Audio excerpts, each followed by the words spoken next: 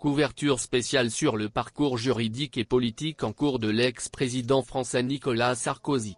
Le 25 mars 2025, Sarkozy est arrivé au tribunal de Paris pour son procès concernant le financement illégal de sa campagne électorale, un problème qui a assombri ses années post-présidentielles.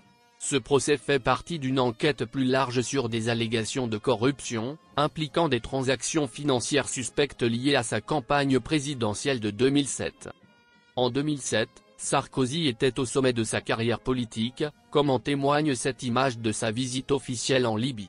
Il rencontre alors le dirigeant libyen de l'époque, Muammar Kadhafi, marquant un moment diplomatique controversé qui sera scruté des années plus tard. Cette visite, ainsi que les liens de Sarkozy avec le régime de Kadhafi, deviendront plus tard le point focal de plusieurs enquêtes. L'un des moments clés est celui où Sarkozy accueille chaleureusement Kadhafi au palais de l'Élysée en décembre 2007, les deux leaders entrant ensemble dans le palais au milieu d'une scène de diplomatie en grande pompe. Malgré ces moments hauts en couleur, la trajectoire politique de Sarkozy a pris un tournant en 2011, après la chute de Kadhafi. Sarkozy se rend à nouveau en Libye, à Benghazi, où il est acclamé par les citoyens libyens qui saluent le rôle de la France dans l'intervention menée par l'OTAN contre le régime de Kadhafi. Cependant, des questions sur la nature de ses relations financières avec le régime libyen émergent rapidement. L'une des figures clés de l'enquête en cours, Ziad Takieddine, un homme d'affaires franco-libanais, affirme avoir livré des valises d'argent de Kadhafi à Sarkozy. Cette accusation explosive est confirmée par d'autres témoins, compliquant encore les ennuis juridiques de Sarkozy. Tout au long de l'année 2018, les défis juridiques de Sarkozy se sont intensifiés. Il a été interrogé par la police à Nanterre concernant l'utilisation de fonds illicites dans ses campagnes. Le système judiciaire a plongé plus profondément dans ces transactions financières, y compris une enquête sur un réseau d'intermédiaires.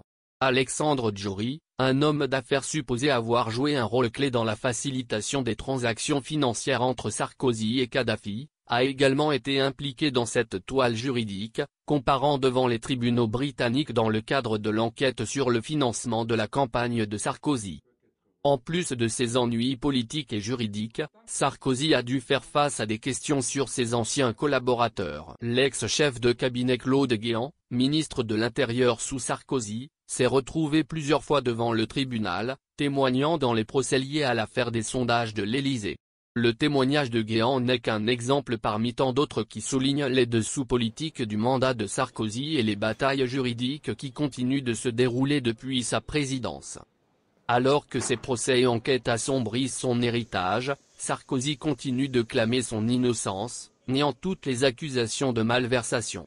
Son parcours, de l'opulence du palais de l'Élysée à l'examen judiciaire dans les salles d'audience à travers l'Europe, raconte l'histoire d'une présidence marquée à la fois par des triomphes et des controverses.